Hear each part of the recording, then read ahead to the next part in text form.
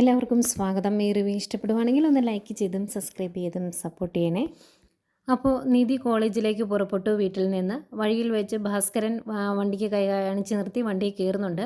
അന്നേരം എന്തിനാണ് ഭാസ്കരൻ വണ്ടിയിൽ കയറിയത് എന്നറിയത്തില്ലല്ലോ രണ്ടുപേർക്കും. ചെറിയൊരു ആകാംക്ഷ നിധിക്കും ഉണ്ട് ഡ്രൈവർക്കും ഉണ്ട്. അന്നേരം ഡ്രൈവർ ചോദിക്കുന്നുണ്ട്, ഭാസ്കരേട്ടൻ എങ്ങോട്ട് പോവുക, എന്തിനാ വണ്ടിയിൽ കയറിയത് എന്ന് ചോദിക്കുമ്പം നിങ്ങൾ എങ്ങോട്ടാണ് പോകുന്നത് എന്ന് ചോദിക്കും. അന്നേരം ഡ്രൈവർ പറയുന്നുണ്ട്, ഈ കുട്ടി പഠിച്ച കോളേജ് തക്കലിയിലാണ്, അങ്ങോട്ടാണ് പോകുന്നത് എന്ന് പറയുമ്പോൾ എന്നാൽ ഞാനും അങ്ങോട്ട് തന്നെയാണ്, താൻ വണ്ടി എടുക്കടോ എന്ന് പറയുവാണ് ഡ്രൈവറോട്.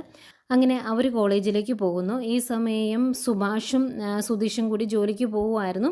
അന്നേരം സുഭാഷിനോട് ആകെ ടെൻഷനോടെ സുധീഷ് പറയുവാണേ, ഇനിയിപ്പോൾ അവൾ പോയിട്ട് തിരിച്ചു വരാതിരിക്കുമോ, എനിക്ക് ആകെ വിഷമമാണ് എന്നൊക്കെ പറയുമ്പം സുഭാഷ് ആശ്വസിപ്പിക്കും, എടാ നീ എടുത്തു കൊടുത്ത വണ്ടിക്ക്, നീ വാടകയ്ക്ക് എടുത്തു കൊടുത്ത വണ്ടിക്കാണ് അവൾ പോയേക്കുന്നത്, അവൾ ആ വണ്ടിയെ തന്നെ ഇങ്ങ് തിരിച്ചു വരും, നീ ടെൻഷൻ ആവുമൊന്നും വേണ്ട എന്ന് പറയും. അന്നേരം കുറച്ച് പൈസ കടം ചോദിക്കുന്നുണ്ട് സുധീഷ് സുഭാഷിനോട്. അതെന്തിനാടാ എന്ന് ചോദിക്കുമ്പം ഇപ്പം എൻ്റെ പൈസ ഇല്ല, അതുകൊണ്ടാണ് അടുത്ത മാസം തൊട്ട് വീട്ടു ചിലവിന് ഞാനും പൈസ തരും, കാരണം എനിക്ക് പൈസ തരേണ്ട കാര്യമൊന്നുമില്ല, ഞാൻ സുഭാഷ് ചേട്ടൻ്റെ അനിയനാണ്. പക്ഷേ നിധി അങ്ങനെയല്ലല്ലോ, അവളെ അങ്ങനെ വെറുതെ അവിടെ നിർത്താൻ പറ്റില്ല, അവൾക്ക് വേണ്ടി ഞാൻ വീട്ടു ചിലവ് തരും എന്നൊക്കെ പറയുമ്പോൾ ആയിക്കോട്ടെ നോക്കാം എന്ന് പറഞ്ഞ് കളിയാക്കുന്നുണ്ട് സുഭാഷ്. ഇവരിങ്ങനെ മുന്നോട്ട് പോകുമ്പോഴാണ് നമ്മുടെ സുനന്ദയും അമ്മായിയും കൂടെ നേരെ ഓപ്പോസിറ്റ് വരുന്ന കാണുന്നത്. അന്നേരം സുധീഷ് ദേ നോക്കി ഏട്ടാ എന്ന് പറഞ്ഞ് കാണിച്ചു കൊടുക്കുന്നുണ്ട്. ഇവരെ കാണുമ്പോഴേക്കും അമ്മായിക്ക് ദേഷ്യം വരും, അങ്ങ് മാറി നടക്കടി എന്ന് പറഞ്ഞ് റോഡരികിൽ നിന്ന് ഇങ്ങേ സൈഡിലോട്ട് മാറ്റി നിർത്തുവാണ് സുനന്ദ. അങ്ങേ സൈഡിൽ നിർത്തി അങ്ങോട്ട് നടന്നു പോകുന്നതിനിടയ്ക്ക് സുനന്ദ ഇടയ്ക്കിടയ്ക്ക് ഇങ്ങനെ സുഭാഷിനെ നോക്കുന്നുണ്ട്. എന്നിട്ട് നീ ആരെ നോക്കുവാടി, ഇങ്ങോട്ട് നേരെ നോക്കി നടക്കടി എന്ന് പറഞ്ഞാൽ തലക്കെട്ട് തട്ടൊക്കെ കൊടുത്താണ് അമ്മായി കൊണ്ടുപോകുന്നത്. എന്താണെങ്കിലും അവരടുത്തേക്ക് വണ്ടി ഓടിച്ച് എത്തുന്നതേക്കും അമ്മായി ദേഷ്യപ്പെട്ട് ചോദിക്കുവാണ് സുധീഷിനോട്, നേരെ നോക്കി വണ്ടി ഓടിക്കാൻ മേലേന്ന്. അന്നേരം വണ്ടി അവിടെ നിർത്തിയിട്ട് സുധീഷ് പറയാം, എന്നാൽ നിങ്ങൾ വണ്ടി ഓടിക്കുകയെന്ന്. അത് കഴിഞ്ഞ് വണ്ടി എടുത്തുകൊണ്ട് പോകും. ദേഷ്യപ്പെട്ടാണ് അമ്മായി പോകുന്നത്. സുനന്ദ ഇടയ്ക്കിടയ്ക്ക് സുഭാഷിനെ തിരിഞ്ഞ് നോക്കുന്നുണ്ട്. സുഭാഷിനും ആകെ സങ്കടം വരുന്നുണ്ട്, കണ്ണൊക്കെ നിറഞ്ഞു വരുന്നുണ്ട് കേട്ടോ. അങ്ങ് കണ്ണിൽ നിന്ന് മറിയുന്നത് വരെ സുനന്ദ തിരിഞ്ഞു നോക്കുന്നുണ്ട്. അതിനെല്ലാം അമ്മായിയുടെ വായിന്ന് നല്ല ചീത്ത കേൾക്കുന്നുണ്ട്. പിന്നെയും നമ്മുടെ നിധിയെയും ഭാസ്കരേട്ടനെയൊക്കെ കാണിക്കുന്നുണ്ട്. വണ്ടി കുറേ ദൂരം പോയി കഴിയുമ്പോൾ ഭാസ്കരേട്ടൻ ഒരു പമ്പിലേക്ക് വണ്ടി കയറ്റാൻ പറയും. അത് കഴിഞ്ഞ് വണ്ടി കയറ്റി കഴിയുമ്പം നിനക്ക് വണ്ടി ഡീസൽ അടിക്കേണ്ടടാ എന്ന് ചോദിക്കുമ്പോൾ ഡീസലൊന്നും അടിക്കുന്നില്ല ഞാനെന്ന് പറയും ഡ്രൈവർ. അന്നേരം എന്നാൽ വണ്ടി ഫ്രണ്ടിലോട്ട് കയറ്റിയിടാൻ പറയും ഭാസ്കരേട്ടൻ. എന്നിട്ട് വണ്ടിയിൽ നിന്ന് ഇറങ്ങി അവിടുത്തെ ബാത്റൂമൊക്കെ ഒന്ന് നോക്കും. ക്ലീനാണെന്ന് അറിയുമ്പോൾ വന്നിട്ട് നിധിയോട് പറയുവാണ്, മോളെ ബാത്റൂമൊക്കെ ക്ലീനാണ്, വേണമെങ്കിൽ ഒന്ന് ടോയ്ലറ്റിൽ പോയിട്ട് പോരെ എന്ന് പറയും. അന്നേരം വേണ്ടാന്ന് പറയുന്നുണ്ട് നിധി. അന്നേരം ഭാസ്കരൻ പറയുന്നുണ്ട്, ഇനി കുറേ ദൂരം പോകാനുണ്ട്, ഇതിനിടയ്ക്ക് വേറെ ബാത്റൂമിൽ പോകാനുള്ള സൗകര്യമൊന്നും കിട്ടിയെന്ന് വരില്ല, അതുകൊണ്ടൊന്ന് പോയിട്ട് പോരെ എന്ന് പറഞ്ഞ് നിർബന്ധിക്കുമ്പോൾ നിധി ടോയ്ലറ്റിലോട്ട് പോകുന്നു. ഈ സമയം അടുത്തൊരു ഹോട്ടൽ കാണിച്ചിട്ട് ഡ്രൈവറോട് അവിടുന്ന് 3 ബിരിയാണി മേടിച്ച് വരാൻ പറയുന്നുണ്ട്. 2 ചിക്കൻ ബിരിയാണിയും 1 മട്ടൻ ബിരിയാണി അങ്ങനെ മേടിച്ചുകൊണ്ട് വരാൻ പറഞ്ഞ് ഡ്രൈവറേയും പറഞ്ഞു വിടുന്നു. ഈ സമയം ടോയ്ലറ്റിൽ പോയിട്ട് വരുന്ന നിധി വണ്ടി കയറുമ്പം ഡ്രൈവർ സീറ്റിൽ ഇരിക്കുന്നത് ഭാസ്കരനാണ്. അവൾ വണ്ടി എടുക്കുന്നതെങ്കിൽ അയ്യോ ഡ്രൈവർ എന്ത് എന്ന് വെച്ച് ഭയങ്കര ടെൻഷനാണ് നിധിക്ക്. കാരണം ഭാസ്കരന് വണ്ടി ഓടിക്കാൻ അറിയാവോ എന്നറിയത്തില്ലല്ലോ. അന്നേരം ഭാസ്കരൻ പറയുന്നുണ്ട്, വലിയ പാണ്ടിലോറിയൊക്കെ ഓടിച്ചിട്ട് ഈ കുഞ്ഞു വണ്ടി ഓടിക്കുമ്പോൾ മൂട്ട വണ്ടി ഓടിക്കുന്ന പോലെ തോന്നുവാണ് എന്നൊക്കെ പറയുന്നുണ്ട്. ഭാസ്കരന് നന്നായിട്ട് വണ്ടി ഓടിക്കാൻ അറിയാം, ലോഡിങ് വണ്ടിയൊക്കെ ഓടിച്ചുകൊണ്ടിരുന്ന ആളാണ്. പക്ഷേ നിധിക്ക് അറിയില്ലല്ലോ, അതുകൊണ്ട് നിധിക്ക് ഭയങ്കര ടെൻഷനാണ് ഭാസ്കരൻ വണ്ടി എടുത്തപ്പോൾ. ഏതായാലും ഭാസ്കരൻ വണ്ടി കൊണ്ട് ആ ഹോട്ടലിൻ്റെ ഫ്രണ്ടിൽ നിർത്തുന്നതേക്കും ഡ്രൈവർ ഇറങ്ങി വരും ബിരിയാണിയൊക്കെ മേടിച്ചിട്ട്. എന്നിട്ട് ഞാൻ വണ്ടി ഓടിക്കാമെന്ന് ഡ്രൈവർ പറയുന്നുണ്ട്. അന്നേരം നിന്നെയൊക്കെ നന്നായിട്ട് എനിക്ക് വണ്ടി ഓടിക്കാനൊക്കെ അറിയാം, നീ വണ്ടി കയറാം, ഇത് നീ മാത്രം ഓടിക്കാവുള്ളൂ, എന്തെങ്കിലും നീ പോണ്ടോ എന്നൊക്കെ ചോദിക്കുന്നുണ്ട്. ഭാസ്കരൻ്റെ സ്വഭാവം അറിയാലോ, എന്ത് പറഞ്ഞാലും ഒരു തർക്കത്തിനും പറയുന്ന സ്വഭാവമല്ലേ. ഏതായാലും കുറച്ചൊരു ദൂരം ഭാസ്കരൻ ഓടിക്കും. എന്നിട്ട് ഒരു ഒഴിഞ്ഞ സ്ഥലത്ത് അത്യാവശ്യം തണലും മരങ്ങളൊക്കെ ഉള്ള സ്ഥലത്ത് വണ്ടി നിർത്തും. വണ്ടി നിർത്തിയിട്ട് വണ്ടിയിൽ നിന്ന് ബിരിയാണി എടുത്ത് നിധിക്ക് കൊടുക്കുക. അന്നേരം നിധി വേണ്ട, എനിക്ക് വേണ്ട എന്ന് പറയും.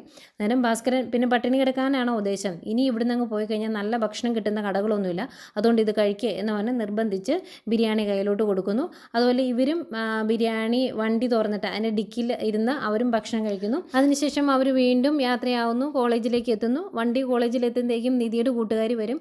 കൂട്ടുകാരിയെ കണ്ടു കഴിയുമ്പോഴേക്കും നിധിക്ക് ഭയങ്കര സന്തോഷം, ഓടി വന്ന് കെട്ടിപ്പിടിച്ച് രണ്ടുപേരും പരിചയം പുതുക്കുന്നൊക്കെ ഉണ്ട്. അന്നേരം ഭാസ്കരനും കൂട്ടുകാരിയോട് വളരെ മാന്യമായ രീതിയിൽ നല്ല രീതിയിൽ സംസാരിക്കുന്നൊക്കെ ഉണ്ട്. അന്നേരം നിധിയോട് കൂട്ടുകാരി ചോദിക്കുന്നുണ്ട് ഇതാരാണ് എന്ന്. അതിന് മറുപടി പറയാതെ നമുക്ക് പെട്ടെന്ന് പോകാം എന്ന് പറഞ്ഞ് നിധി കൂട്ടുകാരിയും കൊണ്ട് അങ്ങ് പോവാണ്. അന്നേരം ഭാസ്കരൻ പിന്നെയും വിളിച്ചു ചോദിക്കുന്നുണ്ട്, മോളെ വെള്ളം എന്തെങ്കിലും കുപ്പിയിൽ എടുക്കുന്നുണ്ടോ എന്ന്. വേണ്ട എന്ന് പറഞ്ഞിട്ടാണ് അവരകത്തേക്ക് പോകുന്നത്. എങ്കിൽ പെട്ടെന്ന് പോരെ, ഞങ്ങളിവിടെ കാണും എന്നും പറഞ്ഞ് ഭാസ്കരൻ അവിടെ വെയിറ്റ് ചെയ്യുവാണ്.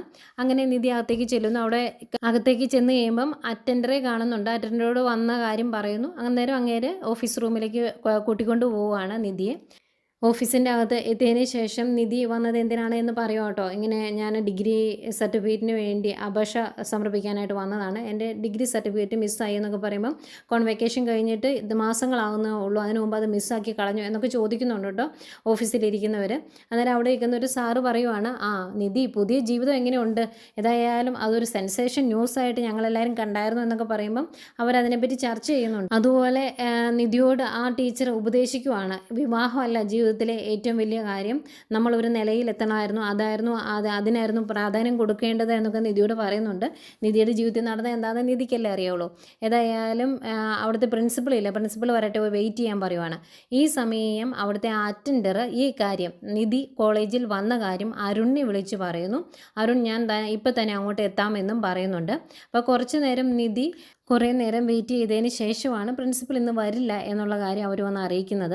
അന്നേരം നിധിക്ക് ആകെ ടെൻഷൻ, എനിക്ക് ഉടനെ സർട്ടിഫിക്കറ്റിൻ്റെ ആവശ്യം ഉണ്ടായിരുന്നു എന്നൊക്കെ പറയുമ്പം ആ ടീച്ചർ പറയുന്നുണ്ട്, ഇതിന് ഈ രീതിയിലല്ല മുന്നോട്ട് നമ്മൾ കൊണ്ടുപോകേണ്ടത്, അതിന് ചില പ്രൊസീജിയേഴ്സ് ഉണ്ട് എന്ന് പറഞ്ഞിട്ട് പറയുവാണ്. നമുക്ക് എങ്ങനെയാണ് ഈ സർട്ടിഫിക്കറ്റ് നഷ്ടപ്പെട്ടത് എന്ന് നമ്മൾ പോലീസ് സ്റ്റേഷനിൽ പോയി പറഞ്ഞ് അവിടുന്ന് ഒരു FIR തയ്യാറാക്കി അത് കോളേജിൽ കൊടുത്ത് കോളേജിൽ നിന്ന് ഇതിനു വേണ്ടി അപേക്ഷ വയ്ക്കണം, അങ്ങനെ ഒരു രീതിയുണ്ട്.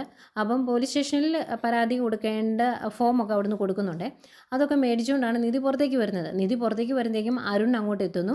അരുണിന് നിധി കാണുന്നത് ദേഷ്യം വരും. അവൻ ചാടി ഇറങ്ങിയിട്ട് നിധിയോട് ദേഷ്യപ്പെട്ട് പറയുന്നുണ്ട്, ഞങ്ങളെ മൊത്തം നാണം കെടുത്തിയിട്ട് നിൻ്റെ കാര്യങ്ങളൊക്കെ നന്നായിട്ട് നടക്കണമല്ലേ, എൻ്റെ അച്ഛൻ്റെ പൈസ കൊണ്ടാണ് നീ പഠിച്ചത്, നിനക്ക് ഞങ്ങളെ വേണ്ടെങ്കിൽ നിൻ്റെ സർട്ടിഫിക്കറ്റും വേണ്ട എന്ന് വെക്കണമായിരുന്നു എന്നൊക്കെ പറയുമ്പം നിധി ചോദിക്കുന്നുണ്ട്, അച്ഛൻ്റെ പൈസയ്ക്ക് നിനക്ക് മാത്രമേ അവകാശമുള്ളൂ, എനിക്കും അവകാശമുണ്ടെന്ന്. അങ്ങനെ നീ രക്ഷപ്പെടേണ്ടടി എന്ന് പറഞ്ഞ് ദേഷ്യപ്പെടുമ്പം ഞാൻ എൻ്റെ സർട്ടിഫിക്കറ്റ് നേടിയെടുക്കുകയും ചെയ്യും, എൻ്റെ കാര്യങ്ങളൊക്കെ ഞാൻ മുന്നോട്ട് കൊണ്ടുപോവുകയും ചെയ്യും എന്ന് പറയുമ്പോൾ അങ്ങനെ നീ നേടിയെടുക്കുന്നുവെന്ന് കാണട്ടെ എന്ന് പറഞ്ഞാൽ കയ്യിലിരിക്കുന്ന ആ ഫോം മേടിച്ച് കീറിക്കളയുക. അന്നേരം നിനക്ക് നാണമില്ല ഇതുപോലെ ഒരു തെമ്മാടിയെ പോലെ പെരുമാറാൻ എന്നൊക്കെ ചോദിച്ച് നിധി ദേഷ്യപ്പെടുമ്പം നീ അങ്ങനെ പറയുന്നോ എന്ന് ചോദിച്ച് നിധിയുടെ കാരണത്തിൻ്റെ ഒരെണ്ണം കൊടുക്കുമായിരുന്നു. അപ്പോൾ അത് പിന്നെയും വലിയ വലിയ വഴക്കാകും എന്ന് പറയുമ്പം കാണുമ്പം ഭാസ്കരനെ അതിൻ്റെ അകത്ത് കയറി ഇടപെടും. അന്നേരം നീ ആ ഡ്രൈവറുടെ അച്ഛനല്ലേ എന്ന് വെച്ച് ഭാസ്കരനെ തല്ലാൻ ചെല്ലുവാണ്. അപ്പോൾ പിന്നെ അങ്ങോട്ടും ഇങ്ങോട്ടും വഴക്കാകുന്നു. ദേഷ്യം വന്നിട്ട് അരുൺ വണ്ടിയിൽ നിന്നൊരു കത്തി എടുത്തുകൊണ്ട് വന്ന് ഭാസ്കരനെ കുത്തുവാണ്. ഭാസ്കരൻ ആ കത്തി കയറി പിടിക്കും, കൈ നന്നായിട്ട് മുറിയും. അങ്ങനെ വലിയ ബഹളമാകുമ്പം കോളേജിൽ നിന്ന് എല്ലാവരും ഓടി വരും. എന്നിട്ട് കോളേജിൽ നിന്ന് വന്നിട്ട് അവർ ചോദിക്കുന്നുണ്ട്, ഇത് ചന്തയല്ല കോളേജാണ്, അതുകൊണ്ട് ഈ രീതിയിലുള്ള പരിപാടി ഇവിടെ നടക്കുകയില്ല എന്ന് പറഞ്ഞാൽ അവർ ദേഷ്യപ്പെടുമ്പം പെട്ടെന്ന് വണ്ടിയെ കയറി പോവുകയാണ് അരുൺ. ഭാസ്കരൻ്റെ കൈ മുറിഞ്ഞ് നന്നായിട്ട് ബ്ലഡ് വരുന്നുണ്ട്. ആകെ ടെൻഷനാകുന്നു നിധിക്ക്. ഏതായാലും ഭാസ്കരനെ വണ്ടിയിലേക്ക് കയറ്റുന്നു. ഭാസ്കരൻ്റെ കൂടെ തന്നെ ബാക്കിൽ ഒരുമിച്ചിരിക്കും കേട്ടോ നിധിക്ക് ആകെ ടെൻഷനാണ്. പെട്ടെന്ന് ഹോസ്പിറ്റലിലേക്ക് കൊണ്ടുപോകും എന്ന് പറഞ്ഞ് ഡ്രൈവറോട് റിക്വസ്റ്റ് ചെയ്യുന്നുണ്ട്. അപ്പം പെട്ടെന്ന് ഹോസ്പിറ്റലിലേക്ക് പോവുകയാണ് വണ്ടി. അന്നേരം ഭാസ്കരൻ പറയുന്നുണ്ട്, ഇതൊന്നും എനിക്ക് വലിയ പ്രശ്നമുള്ള കാര്യം അല്ല, ഹോസ്പിറ്റലിൽ പോയില്ലെങ്കിലും കുഴപ്പമില്ല എന്നൊക്കെ പറയുന്നുണ്ട്. പക്ഷേ നിധി സമ്മതിക്കുന്നില്ല, നന്നായിട്ട് ബ്ലഡ് പോകുന്നുണ്ട് കയ്യിൽ നിന്ന്. ഏതായാലും നേരെ ഹോസ്പിറ്റലിലേക്ക് ചെല്ലുന്നു. അവിടെ ചെന്ന് ഡോക്ടറെ കണ്ടുകഴിയുമ്പോൾ ഡോക്ടർ ചോദിക്കും എന്ത് സംഭവിച്ചതാണെന്ന് ചോദിക്കുമ്പോൾ വഴിയരികിൽ ഒരു വഴക്ക് കണ്ടപ്പോൾ അതിൻ്റെ അകത്ത് കയറി ഇടപെടാൻ പോയതാണ്, അങ്ങനെ ഒരു മുറിവ് പറ്റിയതാണെന്നാണ് പറയുന്നത്. ഏതായാലും ഡോക്ടർ വന്ന് നോക്കി കഴിയുമ്പം ബ്ലഡ് പോകുന്നുണ്ട്, പെട്ടെന്ന് സ്റ്റിച്ച് ഇടണമെന്ന് പറയുന്നു. ഏതായാലും കൈ സ്റ്റിച്ചിട്ട് അത് ഡ്രസ്സ് ചെയ്ത് വയ്ക്കും. അത് കഴിഞ്ഞ് ഡോക്ടർ കുറച്ച് പെയിൻ കില്ലറൊക്കെ കൊടുക്കും. ഇത്തിരി നന്നായിട്ട് ഉള്ളിലോട്ട് മുറിഞ്ഞിട്ടുണ്ട്, അവിടെ നല്ല വേദന കാണും.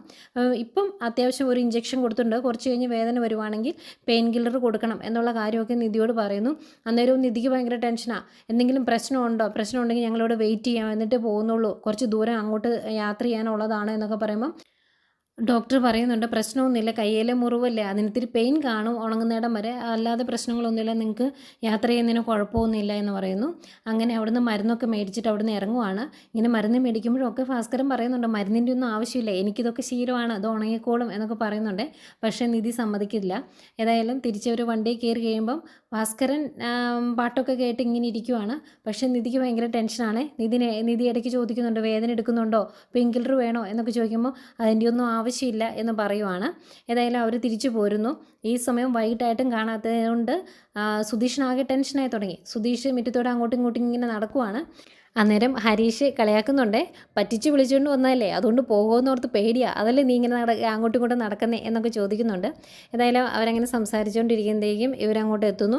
അന്നേരം ഭാസ്കരൻ്റെ കയ്യിൽ മുറിവൊക്കെ കാണുമ്പം ആദ്യം സുധീഷ് ചോദിക്കുന്നത്, എവിടെയെങ്കിലും പോയി വഴക്കുണ്ടാക്കിയോ, അങ്ങനെയാണോ മുറിവാക്കിയത് എന്നൊക്കെ ചോദിക്കുന്നത്.